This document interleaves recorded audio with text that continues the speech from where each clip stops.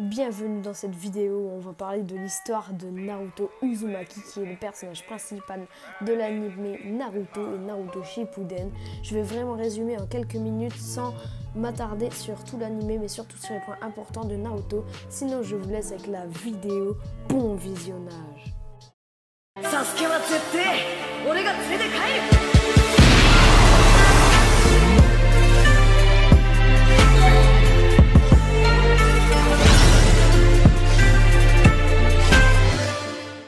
Fils du quatrième Hokage, Minato Namikaze, aussi appelé l'éclair jaune de Konoha, et de Kushina Uzumaki, Naruto est né dans le village caché de Konoha et sa naissance fut sous le signe d'une terrible catastrophe. En effet, ce jour de 10 octobre, pendant que Minato assista à la naissance de Naruto, le village dont il était le chef se fit attaquer par le démon renard à 9 queues Kyuubi, contrôlé par Tobi. Face à la menace, Minato et Kushina se sacrifièrent pour sauver leur fils Naruto dans une scène qui m'a marqué.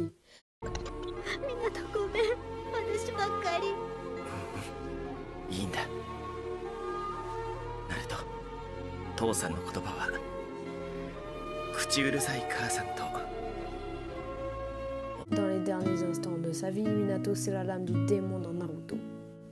On se retrouve quelques années plus tard, Naruto a bien grandi, mais il a hélas pas eu une enfance facile. Avec ses parents dont il ignore tout jusqu'au nom, il a dû se débrouiller seul.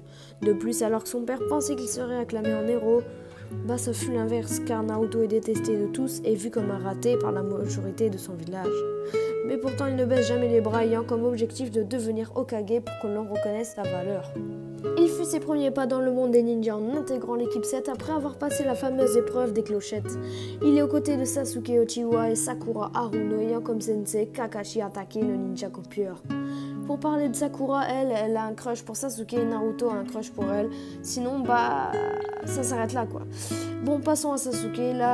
La relation entre Naruto et Sasuke représente l'axe majeur de l'œuvre, puisque dès leur rencontre, une rivalité va s'installer, car en effet, les deux personnages possèdent tous deux des points communs, comme le fait qu'ils aient tous deux perdu leur famille. Sauf que là, il y a quand même une différence, car Naruto les a perdus à sa naissance, mais Sasuke a grandi avec et les a perdus quand son frère Itachi Uchiha a décimé tout son clan Uchiha en laissant que Sasuke en vie.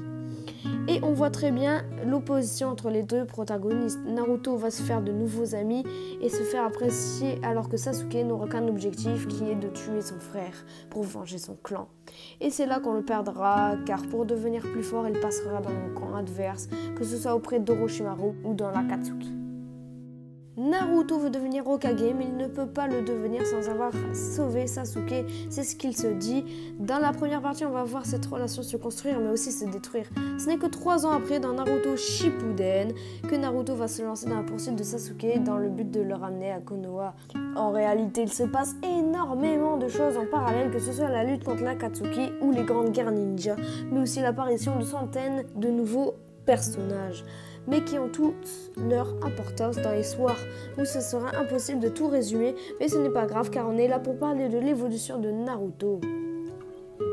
Pour passer d'un enfant raté à un Hokage, Naruto a forcément eu une évolution. Dans la première partie, Naruto apprend des techniques fondamentales comme le multiclonage ou encore le fameux Rasengan enseigné par son maître Jiraiya. Et il va encore apprendre à cohabiter avec le démon Kyuubi ou Kurama, se laissant parfois submerger par le démon, le rendant encore plus fort, mais en se transformant peu à peu en un démon. Dans la deuxième partie, Naruto va développer son chakra du vent pour pouvoir améliorer ses techniques comme le Rasengan. Mais pour que ce ne soit pas trop long, on va voir les points les plus importants en commençant par le mode ermite, ce qui lui permet d'augmenter la puissance et la portée de ses techniques. Et pour finir, le Rikudo Sennin où il peut contrôler le chakra de tous les démons à queue et où sa puissance est légendaire. Voilà, cette vidéo sur le personnage principal de mon animé préféré est déjà terminée. Tu peux dire ton avis en commentaire, me dire si t'aimes bien et si t'aimes bien cette vidéo. Mais il faut aussi savoir que Naruto a terminé avec une famille, s'est marié avec Hinata Hyuga et a eu 2 enfants, Imawari et Boruto.